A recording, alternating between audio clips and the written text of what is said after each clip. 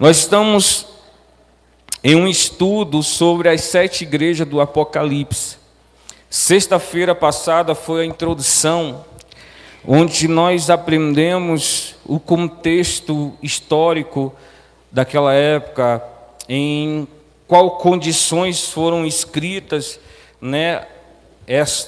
o livro de Apocalipse, que é o livro da revelação de Jesus Cristo. Não é um livro obscuro, escondido, já inicia o Apocalipse dizendo revelação do Senhor Jesus Cristo. É um livro revelado, é a revelação das coisas futuras que irão acontecer, que brevemente devem acontecer. Amém, gente? Glória a Deus. Então nós falamos um pouquinho, nós introduzimos, o início, o começo, e hoje nós vamos falar sobre a primeira igreja, a igreja de Éfeso. Amém? Glória a Deus, que nós vamos tirar lições espirituais para a nossa vida. Amém, gente? Glória a Deus. São 7 igrejas, fala de totalidade, é um número completo, é um número perfeito. Então, é um número que engloba todas as igrejas, em todas as épocas. Amém, igreja? Então, é uma carta atual. Ela fala com a sua igreja. É o alerta de Deus para o seu povo. Porque Jesus vai vir buscar a sua igreja, vai vir buscar o seu povo. Amém, gente? Jesus, ele vai voltar. E a igreja tem que estar atenta. Então, é um alerta de Deus para a sua igreja. Quem quer morar no céu aí? Diga glória a Deus. Amém. Eu creio que é o desejo de todo crente. Amém, gente? Glória a Deus. Abre a sua Bíblia em Apocalipse, capítulo de número 2. A igreja de Éfeso. Apocalipse é o último livro do Novo Testamento. Lembrando que é um estudo onde você venha tirar lições espirituais. Hoje é culto de batalha espiritual, daqui a pouco nós vamos estar orando. Deus abençoe que dê tempo de falar tudo. Amém? São 7 versículos, nós vamos estar lendo aqui, e nós vamos trabalhar cada versículo, pontuar cada versículo em nome de Jesus. Apocalipse capítulo 2, versículo 1 está escrito: escreve ao anjo da igreja que está em Éfeso, isto diz aquele que tem na sua destra as 7 estrelas, que anda no meio dos 7 castiçais de ouro. Eu sei as tuas obras, e o teu trabalho, a tua paciência, e que não podes sofrer os maus, e pusestes à prova os que dizem ser apóstolos, e não são, e tu os achastes mentirosos, e sofrestes e tens paciência, e trabalhaste pelo meu nome, e não te cansastes.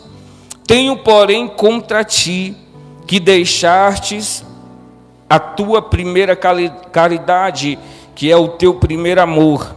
Lembra-te, pois, de onde caíste, e arrependa-te, e pratica as primeiras obras. Quando não, brevemente a te virei, e tirarei do seu lugar o teu castiçal, se não te arrependeres. Tens, porém, isto, que aborreces as obras dos nicolaítas, as quais eu também aborreço. Quem tem ouvido, ouça o que o Espírito diz às igrejas. Ao que vencer, dar-lhe-ei a comer da árvore da vida, que está no meio do paraíso de Deus. Amém, igreja? Glória a Deus. Que o Espírito Santo venha falar conosco neste lugar. Amém, gente? Vamos entender um pouquinho sobre a cidade de Éfeso. Amém? Naquela época, a cidade de Éfeso, para nós compreender o que Jesus está tratando aqui. A cidade de Éfeso era a mais importante, a mais rica, a maior cidade da Ásia Menor. A cidade de Éfeso, ela tinha o mais importante porto daquela região da Ásia Menor. Então era uma cidade muito importante, muito visitada, muito conhecida.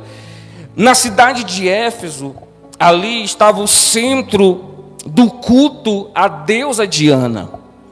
Era a deusa dos Éfesos. Ali, aquela deusa era adorada, o seu templo havia prostitutas que eram sacerdotisas, que o culto a ela, um dos cultos, era relação sexual, ilícita. As pessoas iam adorar a deusa Diana e escolhiam ali uma sacerdotisa e tinha relação com elas. Em Éfeso estava um templo suntuoso da deusa Diana. Em Atos 19:35, ali vai ter um destaque sobre esse templo, sobre essa deusa. Então, esse templo, ele era algo suntuoso, que era uma das 7 maravilhas do mundo antigo. De tão suntuoso, grandioso, luxuoso que era esse templo. As pessoas visitavam a cidade de Éfeso só para conhecer esse templo. Então era uma cidade muito importante, né? Ali imperava o misticismo, a idolatria, a perseguição, né? A imoralidade imperava naquela cidade. Em 52 depois de Cristo, o apóstolo Paulo passou por aquela cidade. No finalzinho da sua segunda viagem missionária, ele visita aquela cidade. E na sua terceira viagem missionária, o apóstolo Paulo fica ali 3 anos naquela cidade, gasta ali 3 anos daquela cidade ali, né, colocando ali os ensinamentos do Senhor Jesus Cristo, é o nascimento daquela igreja, e ali há um avivamento em Éfeso.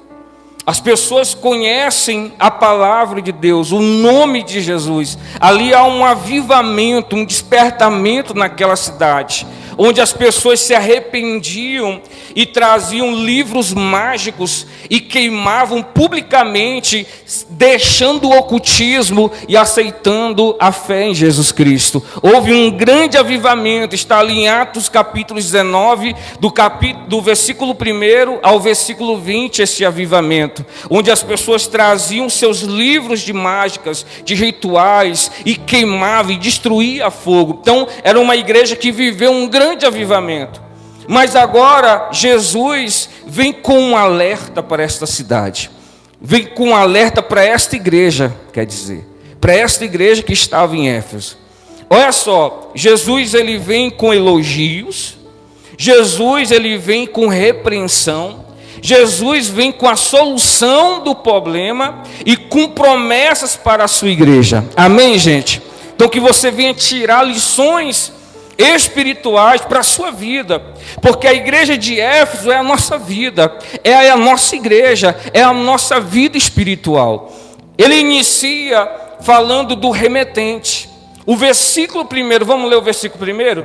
Como é que ele inicia? Ele fala assim: escreve ao anjo da igreja que está em Éfeso. Esse anjo, só para nós entender isso aqui, esse anjo é o pastor. Esse anjo não é um anjo celestial, ele não é um homem. Deus colocou homem para cuidar de homem, pecador para cuidar de pecadores. Então esse anjo aqui que vai receber essa carta, ele é um homem, é o pastor da igreja de Éfeso. A igreja de Éfeso teve pastores como o Timóteo. Timóteo foi pastor em Éfeso. Mais tarde, muito mais tarde, o apóstolo João foi pastor em Éfeso. Então, ele escreve ao anjo da igreja que está em Éfeso. Esse anjo é o pastor, é o que anuncia a mensagem. Anjo significa mensageiro. É o que carrega, é o que leva a mensagem, é o que ensina, é o que instrui. Amém, igreja? Isto diz aquele que tem na sua destra as 7 estrelas e que anda no meio dos 7 cartiçais. Olha só como Jesus se apresenta. João já nos deu a entender no capítulo 1, no versículo 20, o que são as 7 estrelas e os 7 cartiçais. As 7 estrelas são os 7 anjos, são os 7 pastores que estão na sua destra, na sua mão direita. Isso fala que Deus, Jesus, Ele tem um controle de tudo que está acontecendo na sua igreja. O Senhor tem o controle do que está acontecendo na sua vida. Você tem que entender isso. Pastor, mas eu estou passando por luta, eu estou passando por dificuldade. Jesus está no controle. Tenha sua fé firmada no Senhor. Confie nele. Você vai passar por essas lutas, por essas dificuldades, porque tudo passa. E uma coisa interessante é que ele diz assim, ó, e que anda no meio dos 7 cartiçais. Os cartiçais, os candelabros, são as 7 igrejas. E está dizendo que Jesus, ele anda no meio do seu povo. Ele não só está olhando para a sua igreja, ele está no meio da sua igreja, ele caminha no meio do seu povo, amém, gente? E às vezes nós corremos esse risco de nós perder o impacto da presença do Senhor no culto. Às vezes nós adoramos a Deus de qualquer jeito, como se o louvor fosse apenas uma canção bonita. Não, você tem que entender que Jesus é quem está sendo adorado. É Jesus que está presente no meio da sua igreja.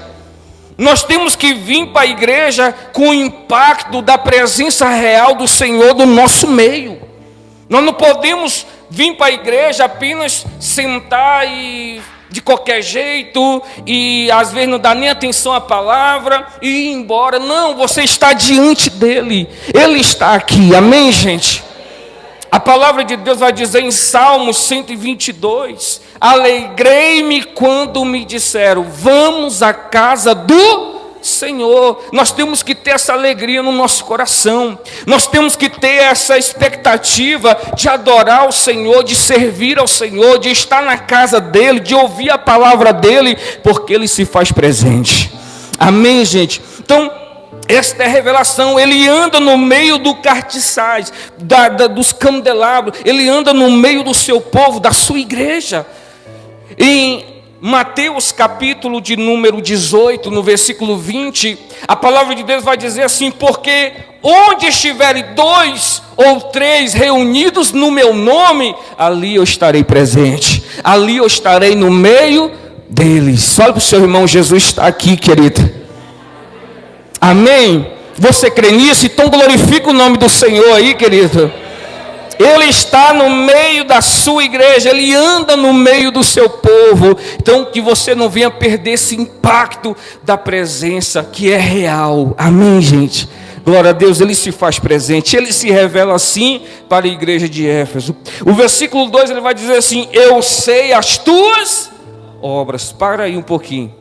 O nosso Deus, ele é onipresente, ele é onisciente, ele é onipotente, ele sabe de todas as coisas, ele está em todos os lugares, ele tem todo o poder, amém, igreja? O Senhor conhece as nossas obras, isso é para tremer o nosso coração. O Senhor conhece as nossas obras, nós estamos nus e patente diante dos olhos do Senhor. Ninguém pode esconder nada de Deus. Nós podemos esconder dos nossos filhos, nós podemos esconder das nossas esposas, dos maridos, nós podemos esconder dos nossos líderes, pastores, do nosso chefe no nosso emprego, mas nada podemos esconder de Deus. O olho dele está em toda a terra, e ele diz para mim e para você, eu sei as tuas obras. Eu sei quando você dá desculpa, eu sei quando você não tem empolgação nenhuma de estar aqui na casa do Senhor. Ele conhece os nossos motivos, as nossas motivações, ele conhece a intenção do nosso coração.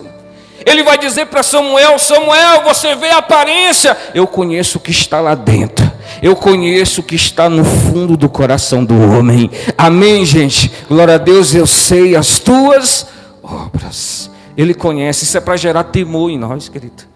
A igreja de Éfeso, ela tinha uma aparência, mas o Senhor conhecia as suas obras. Amém? Eu sei as tuas obras.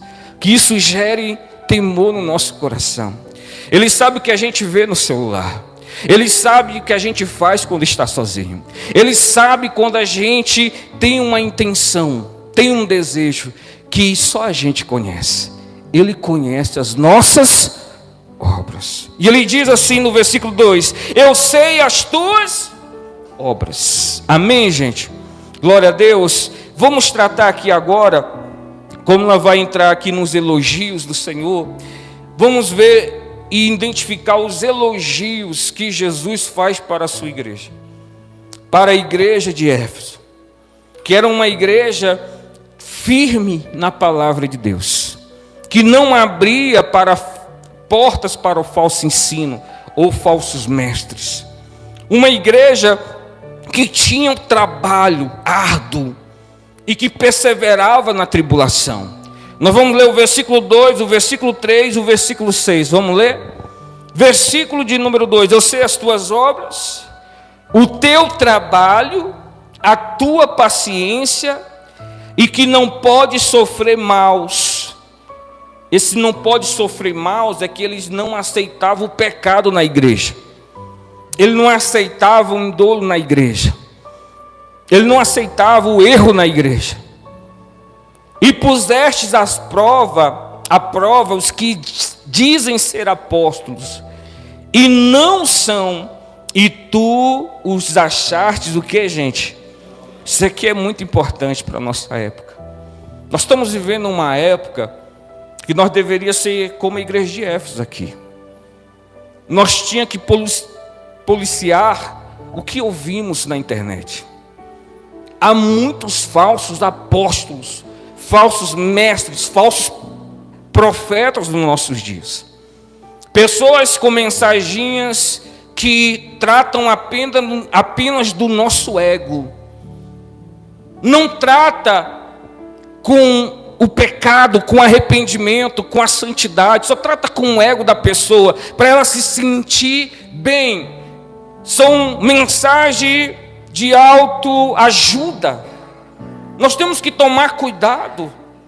Nós vivemos numa época que as pessoas, elas não querem ouvir a palavra de Deus. Tem lugar aí que nem abre a Bíblia, nem acompanha o que está escrito. O pregador lê um versículo e começa a falar, uma hora falando, até o final do culto. Ninguém abre a Bíblia, ninguém vê o que está escrito.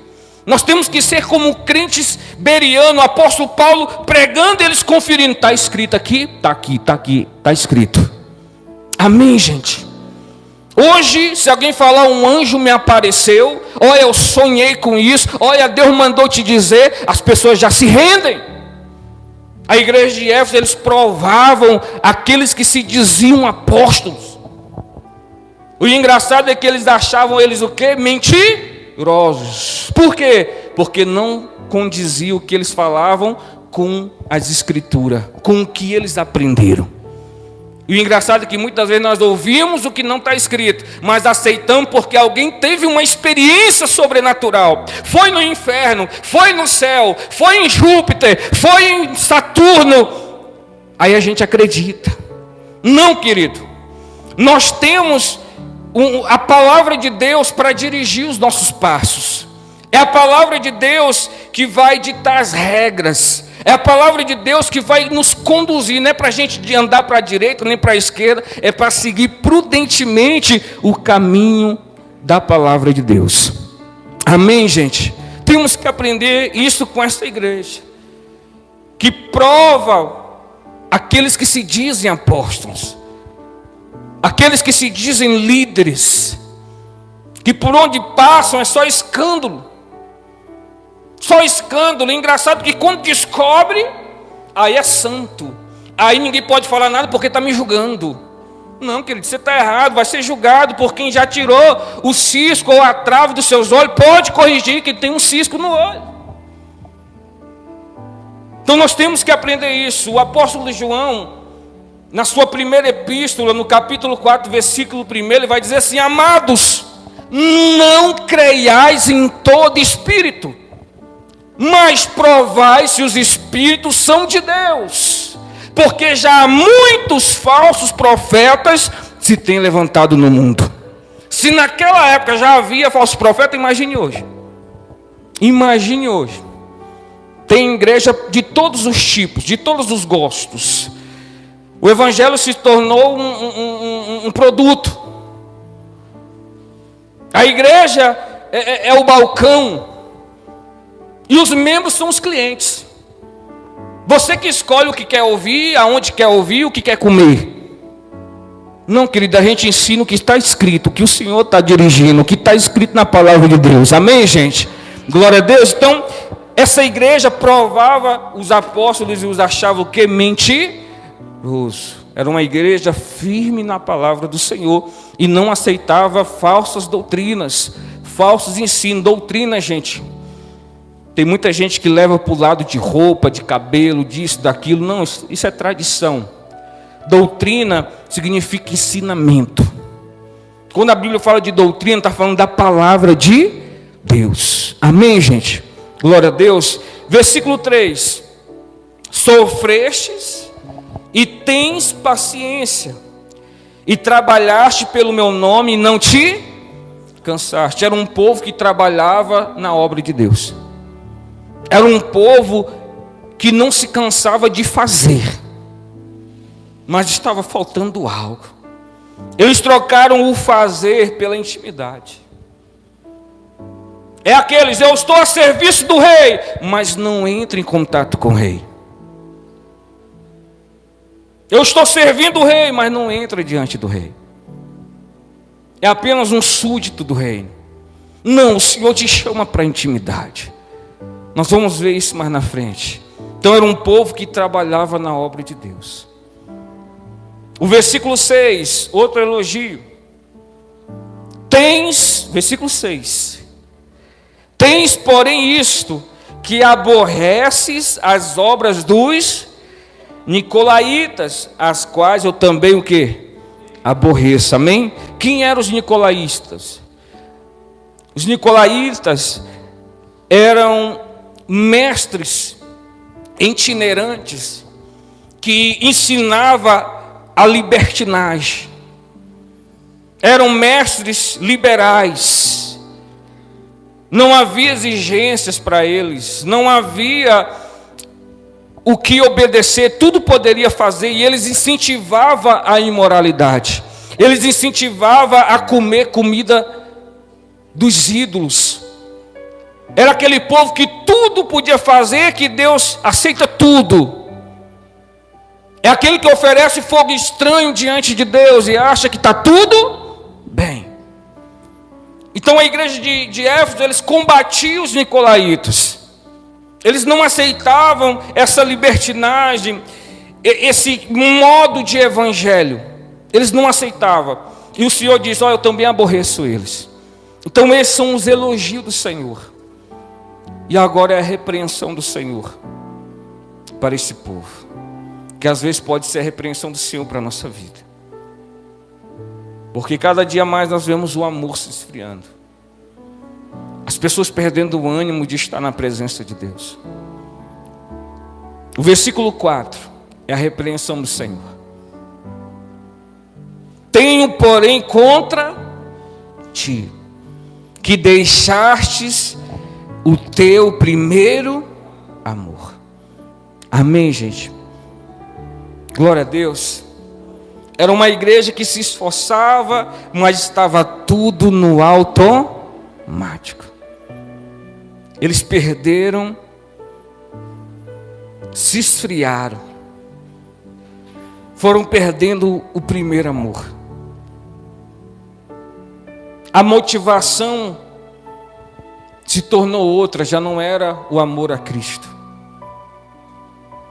E às vezes nós devemos policiar isso na nossa vida. Como é que está o teu amor ao Senhor Jesus? Porque em Mateus 15, no versículo 8, Jesus vai repreender os religiosos daquela época, os fariseus, os saduceus. Jesus vai dizer assim, bem dizia o profeta Isaías. Mateus 15, versículo 8. Que esse povo me honraria com os lábios, mas o seu coração estaria longe de mim. Como é que está? Qual a motivação de você estar aqui hoje? De você buscar a Deus, de você servir a Deus? Esse povo viveu um avivamento, e agora o Senhor fez um diagnóstico e denunciou a sua doença. O Senhor vai mostrar a doença da igreja, mas Ele vai receitar o remédio eficaz, a cura. Mas Ele fez o diagnóstico e disse: olha, eu tenho isso contra vocês, vocês perderam o primeiro amor. Vocês estão fazendo tudo isso, mas sem amor. 1 Coríntios capítulo 13 vai falar sobre o amor. Pode falar em línguas, pode ter profecias, pode ter dons de cura, pode até entregar tudo, dar aos pobres, ou queimar a sua vida, mas sem amor isso nada seria. Nós não podemos perder o amor. É como se a gente olhasse assim: rapaz, você se lembra quando você se converteu? Você se lembra quando você conheceu a Jesus? Como é que está a sua vida espiritual? Antigamente tinha curiosidade de conhecer a palavra de Deus, de conhecer a Jesus. Procurava o significado das palavras. Contava as horas para vir para o culto. Hoje tem culto, falava isso com alegria. Quando vinha, chorava aos pés do Senhor. Quando orava, se levantava. E quando deixava de orar, estava olhando para o outro lado, de tão centrado que ele estava em Deus. Como está hoje o seu amor por Deus? Porque de boca tem amor demais. De boca tem amor demais. Como é que está a sua vida espiritual? Qual o teu entusiasmo de estar na presença de Deus, de ler a Bíblia, de orar? Pastor, eu vim até na igreja, mas eu não leio a Bíblia em casa. Você perdeu o primeiro amor. Pastor, eu vim até na igreja, mas eu não oro não. Eu só agradeço a Deus, eu não tenho um momento de intimidade. Eu não tenho um momento de me render aos pés do Senhor. Eu não tenho um momento para declarar o meu amor a Ele. Eu tenho um momento para assistir minha TV, minha série, mexer no celular, mas eu não tenho um momento para me declarar a este Deus. Um momento que eu me curve, que eu chore, que eu busque a Ele. Essa igreja perdeu o seu primeiro amor. E como é que está o seu amor a Deus? Como está o seu coração diante dEle? Quais são as nossas motivações? Qual o tempo que nós damos a Ele? Em que área nós deixamos de obedecer? E observe, por que você deixou o primeiro amor? O que fez você se esfriar na sua fé? O que te distanciou da presença dEle? Pastor, foi que eu comecei a assistir uns outros pregadores, comecei a assistir uns vídeos. Largue aquilo que está fazendo mal à sua fé. Largue aquilo que está esfriando você na fé, no amor a Deus. Volte ao primeiro amor. Porque o Senhor Ele faz este diagnóstico, identifica a doença, mas o Senhor Ele vai tratar aquela doença. Ele vai receitar o remédio para aquela doença. E o remédio está no versículo 5. Olha Jesus tratando aquela doença, a falta do amor.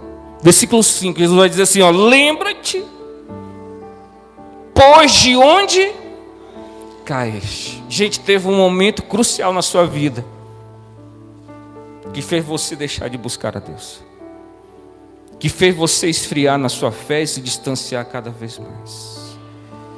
Para alguns foi uma amizade. depois que conheceu fulano, desanimou na fé. Não consegue servir Deus mais como antes. Para outros foram os vídeos que começou a assistir, de escândalo na igreja, de pastores criticando o dízimo, pastores criticando a igreja, liderança. Isso trouxe uma frieza ao teu coração. Isso trouxe um olho mau.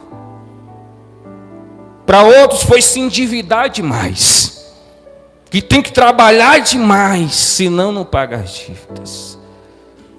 O amor se esfriou. Mas o Senhor vai dizer: lembra-te de onde caíste. Você caiu em algum lugar. Você deixou de me buscar em algum momento. Teve um motivo. Lembra-te, pois, de onde caíste e arrependa-te. Aqui está a solução, o remédio, a cura. Arrependimento. Arrependimento, gente, não é remorso. Arrependimento não é você errar e sentir tristeza apenas pelo seu erro. Isso é remorso. Quando eu sinto tristeza e volto a fazer tudo de novo, é remorso. É uma tristeza que eu estou sentindo por causa do meu erro. Mas só que arrependimento é o abandono do erro. É se afastar daquilo que é errado. Daquilo que eu sei que eu preciso me distanciar. Arrependimento é conversão, é mudança de rota, é mudança de mente, é mudança de coração. Arrependimento. Sem arrependimento não há salvação, gente. Se você pede perdão a Deus por um erro, por um pecado e volta a cometê-lo, isso é remorso. Isso é remorso, porque arrependimento é você estar andando aqui no caminho errado e reconhece: não, isso aqui é errado, eu não quero mais isso para a minha vida. Então você muda o curso, anda o contrário. Isso é arrependimento. Muda a mentalidade, muda o sentimento do coração. Isso é arrependimento. E o Senhor está dizendo: olha, lembra-te e arrependa-te. Arrependimento. Às vezes, essa é uma mensagem atual para a igreja contemporânea. Arrepender-se. Porque o que nós mais vemos é crentes cauterizando a sua mente, seu coração.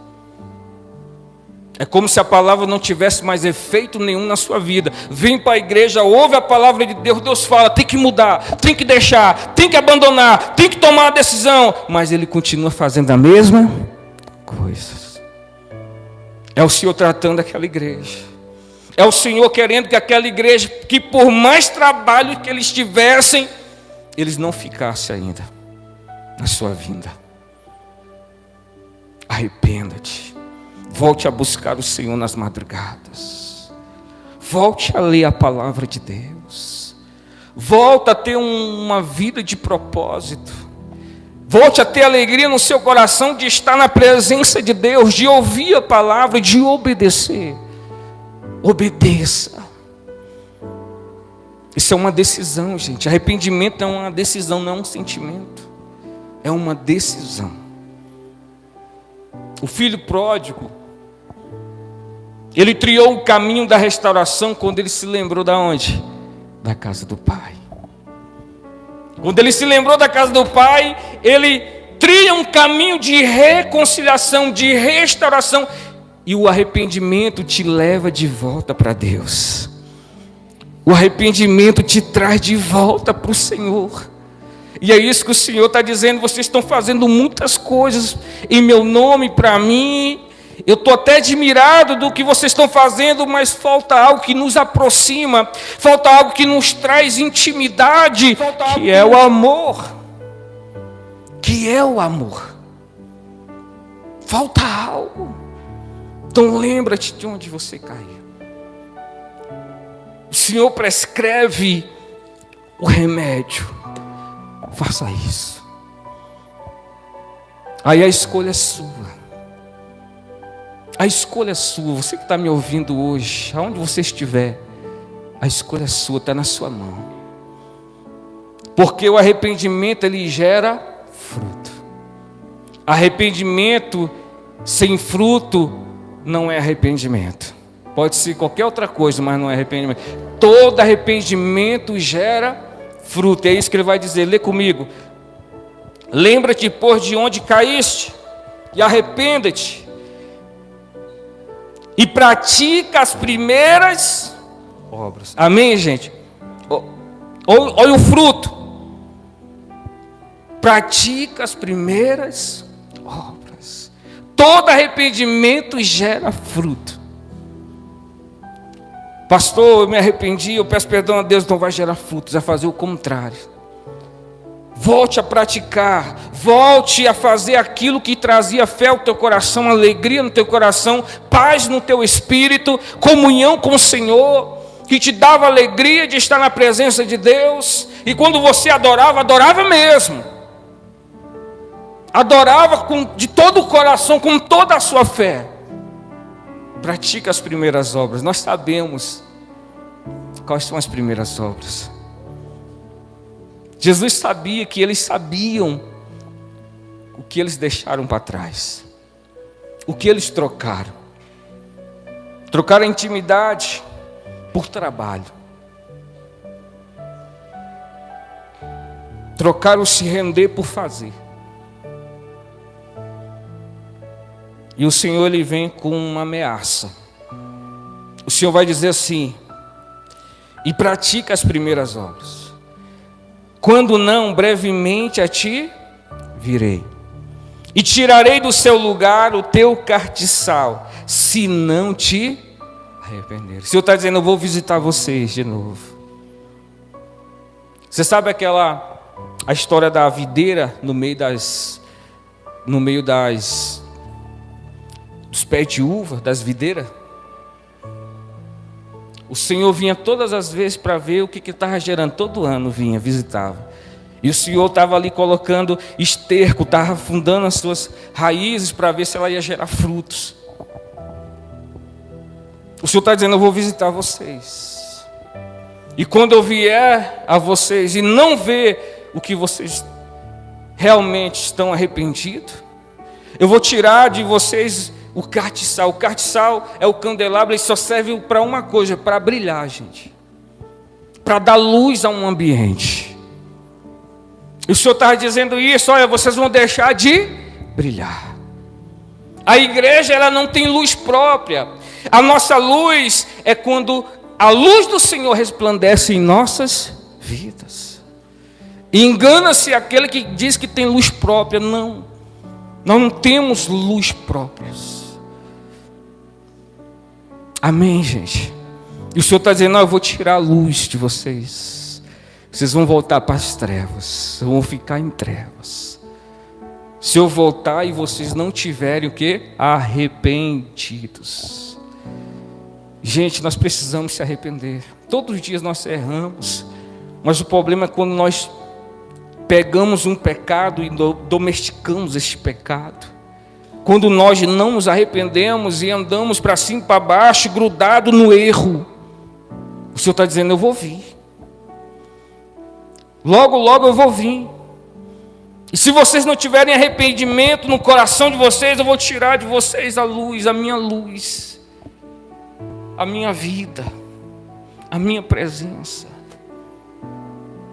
Amém, igreja?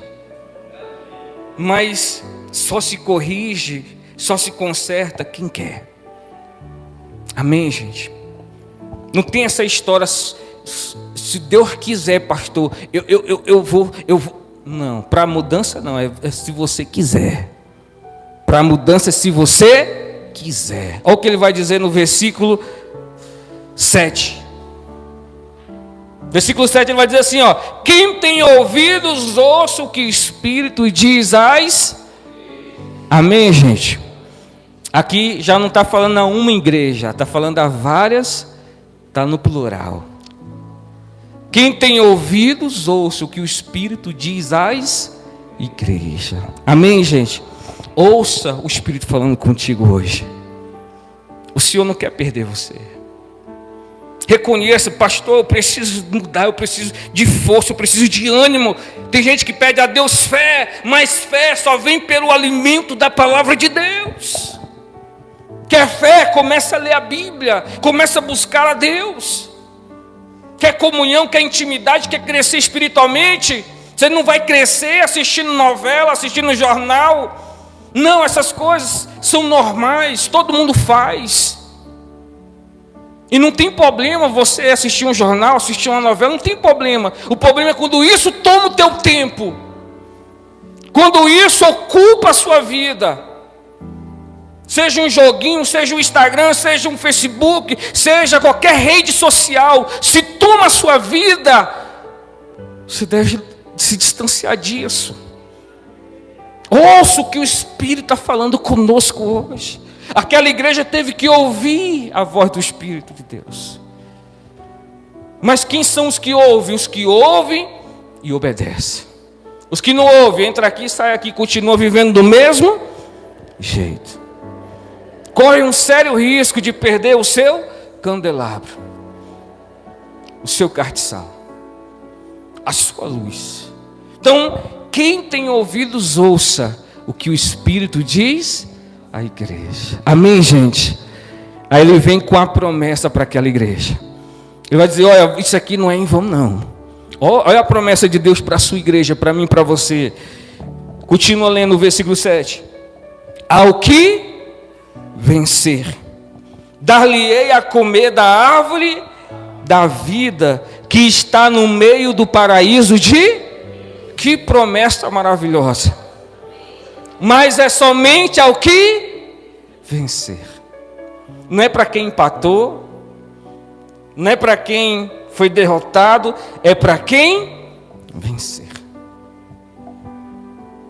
Ele está prometendo, olha, ao que vencer, dar-lhe-ei de comer da árvore da vida. Enquanto os nicolaítas estavam empurrando comidas sacrificadas, eles preferiram ficar sem comer, sem se alimentar daquilo que era proibido para eles, daquilo que desagradava a Deus.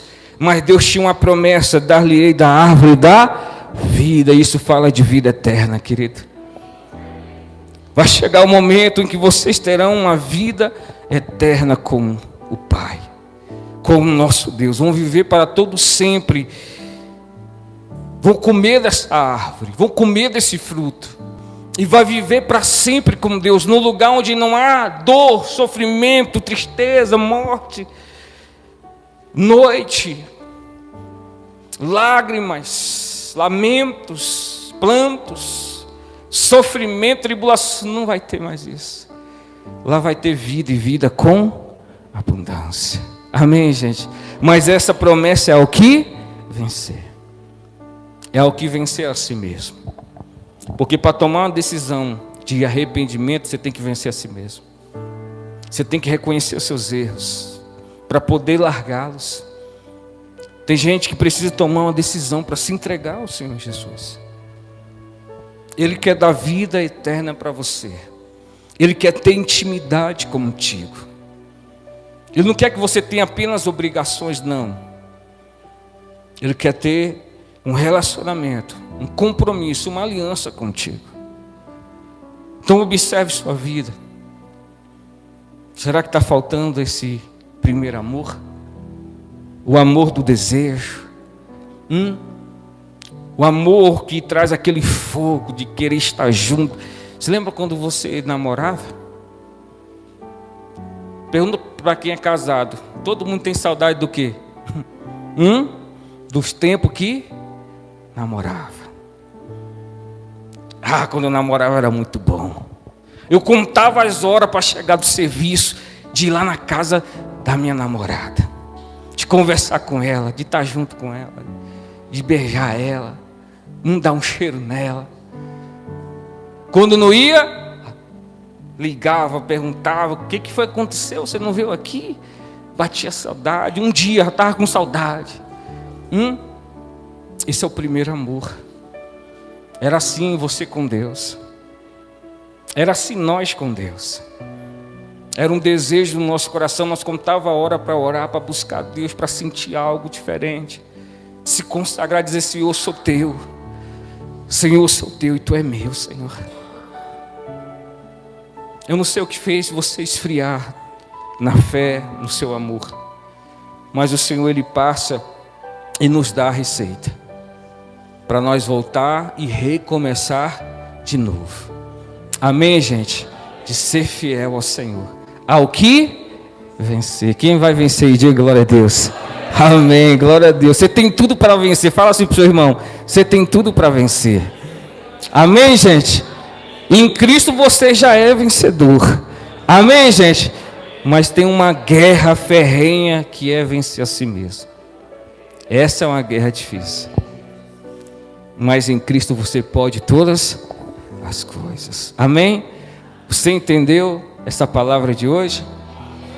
Amém? Você que entendeu, diga glória a Deus. E aplauda o Senhor Jesus bem forte.